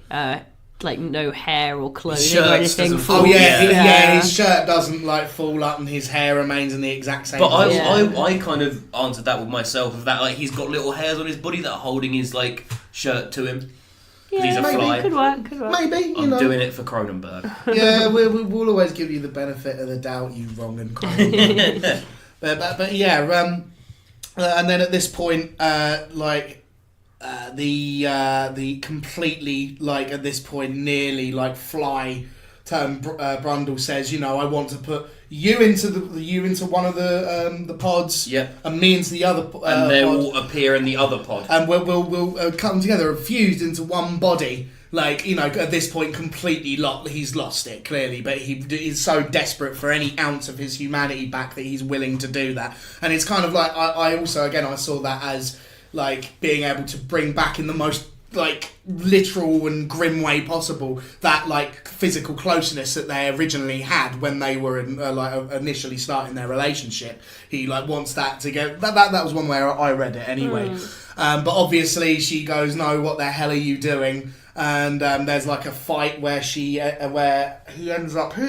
I think it is the staff disc pushes him in, isn't it? Yeah, he pushes him. Well, yeah, because he's still alive, obviously, just without a hand and like crawling. Yeah, but before this, there's like a brawl, right? And this is when we finally get the full fly reveal. Yeah, she rips his face off. Oh man, it's incredible. I loved the special effects here because you just fully see his face fall away, revealing like that he's turned into a fly. Like the bits on his legs fall off, showing that he's like his knees go inverted, bend inverted, don't they? Which always gets me. Yeah, and it's like he just fully the transformation is complete, and it still is gross. And like you watch a lot of other sort of similar movies from this period with with scenes that are meant to be graphic or violent, and you kind of go, oh well, that's charming, that's cute.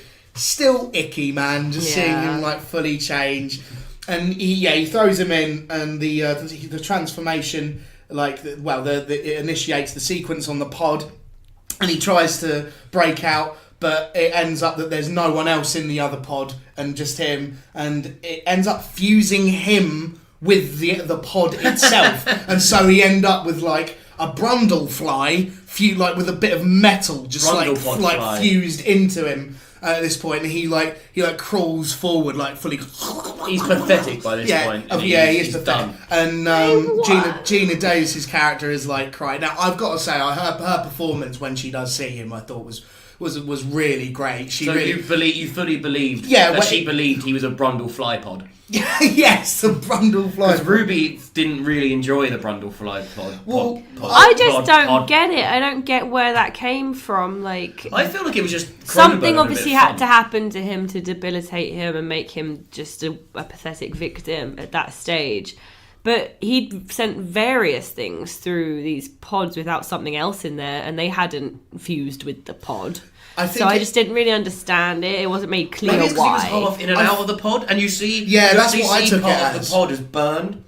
So when you see him, he's half in and out of the pod. It fuses him. Actually, part of the pod has been burned. Also, so that bit obviously went with him. On the computer screen, you do see that it actually is programmed to do a fusion. Not just to send the thing, transport the things through. It does say fusion to commence in things. So I took it as he'd just deliberately programmed it so it would fuse. But yeah, I think you're both right. I think maybe because the machine was kind of breaking and collapsing on itself as he went through. So maybe that part of the machine had fallen inside the chamber. Yeah. Or something. But yeah, it was a surprise and not necessarily a good one for me. I like that they went for the next level, but at the same time with you, I kind of think they did it because they wanted to have a next level. Yes. I still, like I said earlier, it doesn't make me at all feel like you're being stupid. I think it fits, and like, why? Fuck Yeah. it, why not? What the bit I do feel was stupid is the fact that she has the gun now, and even Brundle Cronenberg fly Podman holds the gun to his head, and she's like, "No, I can't do it." I'm like, "What the? You can't do he that." He uses his like How fly does he need to pincer. do? I find that, see, like you say, you know, That's ridiculous. she's like a strong character, and it's just like she can't even shoot something that just needs putting out of its misery, that's asking, that's begging practically to put out of its misery. She's like, I can't do it. Like, why? She does end up doing it. She though. does. She and does it's eventually end up beautiful doing as well. it, It's but- a real clean shot. To be fair, I might have felt that like if it was just like something that she just did straight away with no like reprehension about it, that would have almost have been like too clinical and cold. When at the centre of this story, I know you said like you weren't into the romance element of the story, but to me, like if it was just like, oh okay, I love you, and just immediately did it. I think that's the problem, is if you're not on that boat from the beginning, that she really loves and cares You're about just like, him. kill it with I'm not fire. on that boat. I mean, so. Ruby is an avid, and she is a big advocate for the double tap method. Ruby doesn't fuck around, you know. If that's why I can't wait for there to be a zombie apocalypse, because I'm just going to follow Ruby around. She's going to be stabbing people twice, shooting people twice. She is a double tap master. So that's probably why Ruby knew what to do as soon as she saw the Brundle fly Podman. Yeah. And the film literally ends. It ends on her blowing his head into a lovely pulpy mess, which looked great. And the credits roll. And the last shot is literally of her just like looking defeated and crying, and the credits roll. And it's a really like I thought it was quite a bold and just like tragic ending. I like the fact that they didn't feel the need to like expand upon we that. so could have easily had a scene with like fade to black and then her in hospital. And it could not be more different from the original. The original ends, doesn't it, as like this, and everything was okay. The end, like, and they literally almost skip off into the sunset. That- Even though the husband ends up having to be killed and put out of his misery, the next scene is just like, and now everything's all right. And it's like, this is completely on another planet from that, which I like. I appreciate that. Yeah, no, for sure. I like the fact that they actually went full-fledged with the tragedy and the horror of it, and it literally the final feeling it leaves you with is that the impact. But that's of the that. thing. There really should be no place for happy endings with grotesque body horror films. Like, where can you go from that realistically? Not at least. No. Not at least. Definitely not like just completely happy and resolved. Like, That's what I mean. Yeah. Like some happiness for some, but it should always leave you feeling a bit gross afterwards. You know what I mean? Otherwise, it definitely hasn't failed. But yeah, the film, I think the impression it leaves you with is definitely perfect. I mean, I personally really enjoy. I like horror films that leave you with a bad feeling. I feel that like if you're gonna make a horror movie of any description, like you should never be afraid to like fuck with your audience. And I think that, I can imagine for the time that would have left people a bit shell-shocked. You know what I mean? Like a 1986 audience would have left the theatre like, oh, I remember talking to my dad about this film. I think he went to go watch it. And he said, like, he like, when I said, oh yeah, and the Fly, the 1986 one, he was like, oh, that film's disgusting. I know from reading, like doing my research there, that audiences were really quite deeply affected by the film. They found it like really quite like horrific and disgusting. And speaking of which, like one thing which I found, which is great, when this remake was released, Vincent Price actually like revealed he'd received a letter from Jeff Goldblum, and in it he said to him, "Oh, I hope you like mine as much as I like yours." And he was really touched by the letter, and I love things like that. Yeah, and he actually went to go see the film. And his words about it were, "It was wonderful up to a point, but it went too far." Oh. Which I can understand coming from his era. His generation. I can imagine like seeing like how far they went. He would have thought the Beatles were too heavy. The Beatles.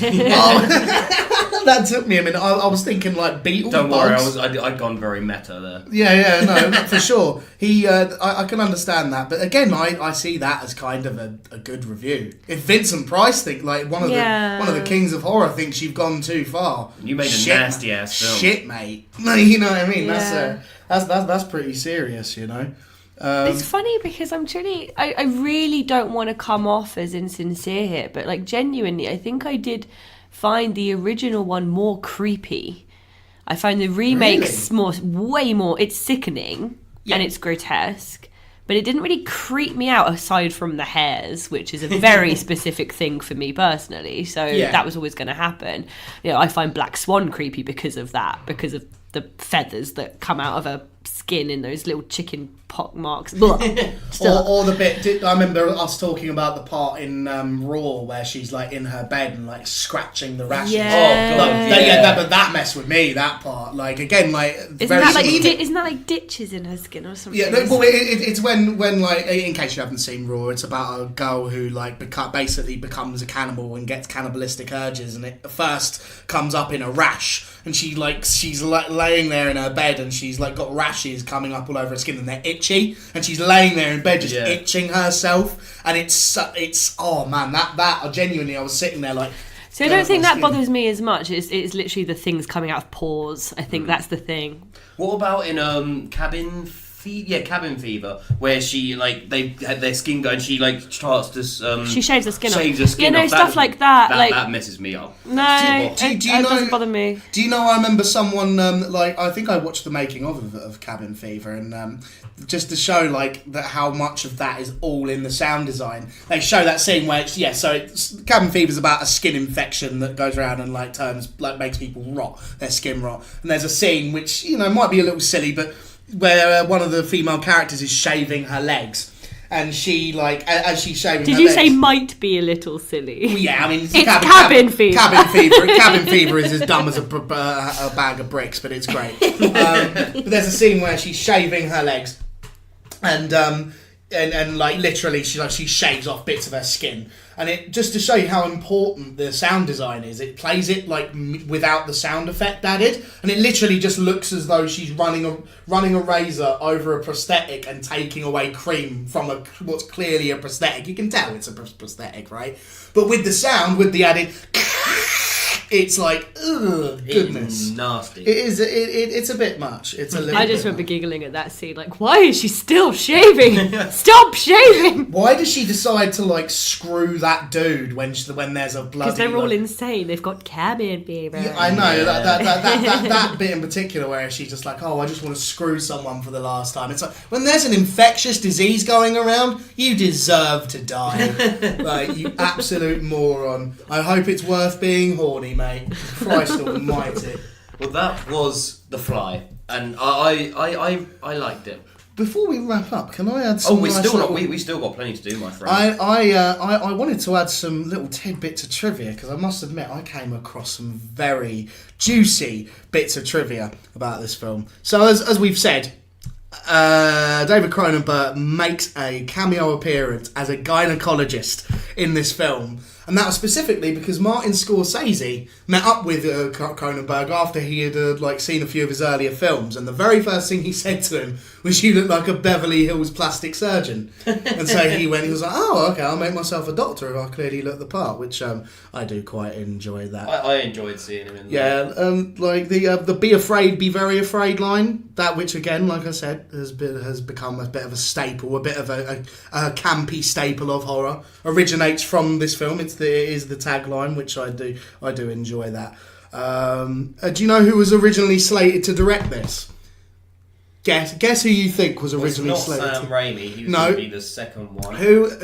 Tim Burton was originally slated to direct this. That would have been a very different. That would have been. We know who the main character, the guy playing the Fly would be. This is in the 80s, though. I don't know. Yeah, no, yeah, he would have been a very young Fly. Obviously, we're talking about Johnny Depp here. Yeah, but I think if Tim Burton had directed this, it just would have been more of an homage to the original. You know what I mean? That would have completely made sense. You know, with Vincent Price in the original, obviously he worshipped Vincent Price, Tim Burton. And Michael Keaton was originally offered the role of Seth, but declined. Which There's a weird Beetlejuice crossovers here then. Yeah, there really are. I'm really glad Michael Keaton didn't get this role because I love what Jeff Goldblum brings to this role. Jeff was great. I love Jeff Goldblum in this film. And like I don't think we haven't mentioned much about the baboons. that he uses to test on. Yeah, that was a bit weird. So these are real baboons that they use in this film. They're clearly real baboons, and they actually like interact with Jeff Goldblum in one scene. Like one of them literally runs up to him and jumps into his arms, which I was like, holy Christ, that's a real baboon. And they were one of the animal trainers on set commented afterwards, just like, there is literally no such thing as a tame baboon. These animals are like, they are incredibly aggressive by nature. Like you can tame them, but you have to domineer them. You literally have to like have a dominant male presence. And I'm sure pulling their yeah, they clearly had the main one which we see had its canines removed, which was it's a sad state of affairs. But well, no, you noticed that straight away, didn't you? Yeah, Ruby was bang on that. I didn't notice it. I think I saw that something was a bit weird, but as soon as Ruby mentioned that the canines were gone, you look at this baboon and you think it does look really odd. The mouth looks really weird. Yeah, I know it's a different time. To a certain extent, you have to kind of take that stuff with a pinch of salt and just be like, it was the 80s, but it always just, I don't like it. It always puts me off a little bit. It wouldn't happen now at all. While they were on set, the only reason there were a couple of parts of the shoot apparently where they started to get out of control, and the only one that could control them was Jeff Goldblum, because he's 6'4". He's 6'4", and he's quite big and he would have to like literally like show his dominance and act threateningly towards them, because when they get in that state of mind, that's the only thing they will respond to is aggression. So he literally like a couple of times he had to be there to like domineer over the scene to get them to calm down. And so if it wasn't for him, there may have been some real problem. They are known specifically for being very aggressive towards female humans. They always attack female humans first. They are, they're I mean, if you know anything about baboons at all, they can be completely vicious. I mean, they're incredibly aggressive animals. But again, it just goes to prove how different the fact that they would even allow them to shoot with actual real life baboons on set just goes to show how different a time. Very, very different times. Yeah. Talking about different times and obviously how things cost back then. I want to do the last bit of are we going to bother actually, I'll let Ruby have the competition off because she won, and I feel that could be another extra prize, is that you don't have to worry about guessing it. I'm just going to tell you. So the budget for this, it's weird. It didn't quite say what it was. It's between 9 and 15 million US dollars. That was the budget. Apparently back then an article said 9, and more recently it said 15. I was going to say $12 million it took to cost make this film, which back then is quite a lot of money. I'm considering that horrors nowadays cost around about that. I mean, it would I take it that isn't with inflation. Like that. No. That was. I think that was back. I mean, I don't know unless 15 because of inflation. They put it up to 15. It wouldn't be with inflation. That would have been with, like at the time. That would have been. But the big thing is, it actually made at box office 60.6 million. Wow. So it did freaking well. No wonder there was a sequel. It was the number one film in all the whole of the US at the box office for 2 weeks. Wow! Which I think for a film of which is this graphic, that's like a rarity. The movies that are this like grotesque. Do you think that would ever happen now? Maybe. I think it would have to probably be part of an already established franchise, which I guess this was. I think things are changing a bit, I mean, Halloween, how well that just did. I know it came out on Halloween. But that's not graphic, is it? I mean, as far as I've not seen the film, but I'm assuming. It is and horror films are doing well now. Yeah, they are.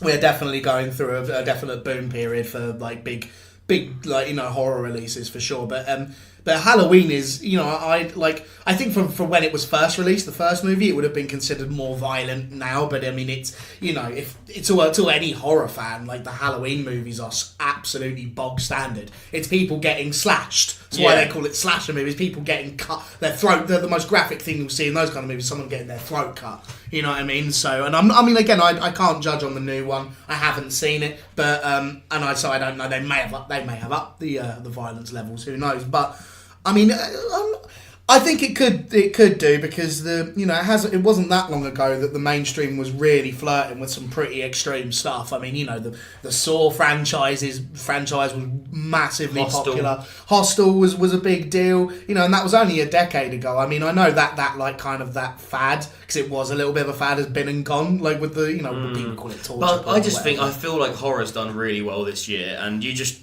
don't know what's going to happen. I mean, I think the fact that Hereditary did well is like one of the biggest victories for horror in general at the box office, to be completely fair with you, because, I don't like to sound like a purist wanker, but even bad horror's doing well. The Nun did really well money-wise. Yeah, so people are going to see horror films. So like Ruby was saying, there could be a chance that they bring out a real body shock horror film coming up in the future that everyone wants to go and see, because horror, I think, even though I know that Glass next year is not really a horror film, but a lot of horror fans are going to go see that film, and that could then pique people's interest more. I really think that there is a chance that a body horror film could do really well in today's market. Oh, I would definitely like to think so, and hopefully it is Cronenberg influence, because I love anything that's kind of in that ilk. Yeah, I just wonder if it's negatively affected by CGI, though. I mean, if you tried to make a film that was anything even remotely like this, where if not just the most of the story, the whole story is about the transformation of an individual, unless you're going to go and use old school prosthetics, animatronics and things like that, like special effects. Yeah, no, not a hard word to remember.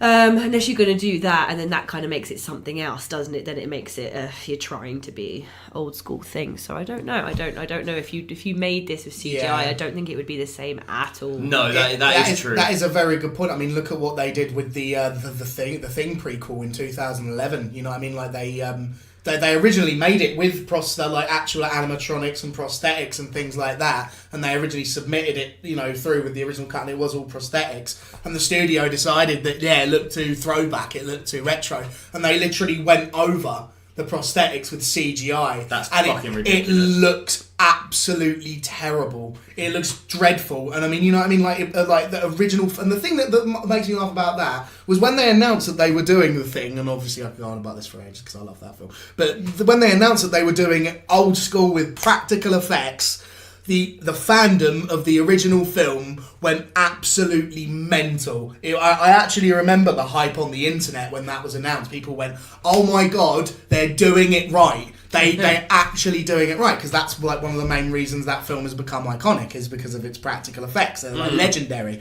And then the studio bigwig idiots, they ruined it as they ruin everything. And they saw it and they went, the modern horror audience, they're not going to think. It's like, fuck the modern horror audience.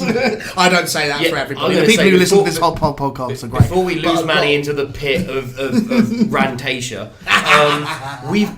we've been talking for longer than the film, and I always wanted to make sure we didn't do that, so we better start wrapping this up. Goodness gracious. Exactly. Let's do our reviews. Let's do them quickly. I'm going to give this an 8. I don't think it's reaches the heights of Hereditary and House of a Thousand Corpses for me, but I do think it is a good horror film. I'm glad I saw it, and I will recommend it to people if they want to know a decent film from the 80s that's not just your typical slasher, and that is really cool. So Ruby, I'm probably I'm going to go to the more optimistic... I'm really sorry, I cannot speak or think tonight, guys. The more optimistic end of my scale and give it a 6. And those 6 points are exclusively the horror elements of this and the body horror elements of it. Like, I honestly did not get much enjoyment out of the rest of it at all. Fair enough. No, that's fair enough. So yeah, that 6 is all... is the transformation stuff and the prosthetic stuff, and it's definitely worth watching it for that reason. 100% go and watch it for that reason. I'll watch it again for that reason, for that matter. Yes. But yeah, aside from that, you're not going to get much more from this film. Yeah, no, that's fair enough. I'm going to go ahead and give this an 8.5 for me personally. I'm thinking 8.5. I was engaged in the film the entire way through. I think it is perfectly paced. I personally love Jeff Goldblum in it. I think it's great, and I am an absolute mark for like old school 80s practical effects, and those were fantastic, and it still remains repulsive, which is impressive for a movie that is over 30 years old. So yeah, 8.5 for me. I think that was. Would you say that's 8.5 out of 10 pulled off fingernails? Yes. I was just thinking that. I was thinking mutated fly babies. I like that. I like that more. 8. So mine was 8 mutated fly babies. 6 fly babies. What? Ruby and whatever for you, Manny. Ruby, what film are you choosing for next week? Oh shit. Any film. Maybe you should give me a category, because I mean that's any how film. do I even... This is your only chance. You won any film. I'll go through our social media. You can be the very last thing that's said on the podcast. Okay. So you've got a few more minutes. You can find us on Twitter at WatchHorrorPod. Oh, actually, Manny, this is cool. So last week I said I hope we can get to 500 followers. Yes. We fucking smashed it. Guess what we got now? What's that? 845. We're going for 1,000 followers. Maybe by next week. That's so cool. Thank you so much for the support. Yeah, thank you guys. You guys are wicked. Yeah, and so that's at WatchHorrorPod. On Instagram we are Let's Watch Horror Pod, and on Facebook we are Let's Watch Horror Pod. And Instagram is actually going pretty well. Like our last picture for Tuss, that got a good few likes, so that's really cool. Yep. And our email, that's letswatchhorror@gmail.com, and please just email that if you just want to ask questions about the films, or if you want to be part of the Point 5 production series. I think we're going to have a little break in a couple of weeks for that, because it's quite tough to do 2 episodes a week, but that's going well. So if you want to be part of that, get in there as soon as possible. And once again, thank you to Tommy Musgrove for the artwork. I'm still getting people saying that it's really cool. And it is. So Ruby, before I press stop on record, what film will we be watching next week? I think, because I can't, there's just obviously too many to choose from. Slight under-exaggeration. I think I'm going to have to go with the last horror film that I watched that's coming to mind that I really, really loved. And that was Ritual. Yes, or sick film. Ritual. Good shout. Is it The Ritual or just Ritual? Yeah, I think it is The Ritual. I loved it. The Netflix one, yeah. I loved it. So I'd really like to do that one, I think. I'm so excited. I'm so glad you picked that. I love that I don't think it is Netflix. I don't know. We'll be able to find it somewhere. I thought you said it's I feel like it was. I don't think it was. But I loved it, so I'd really like to do that one. Yeah. Yeah, no, I've already seen The Ritual, and I thoroughly enjoyed it. I'm really happy with it. So spoilers, we're gonna love it, but it was good. But no, we're gonna be able to get into some real in-depth discussions. Exactly. Excellent. So thank you for listening. That was The Fly from 1986. That was episode 5. Mm-hmm. Goodbye, everyone. Thank you for listening. See you later, guys. Bye.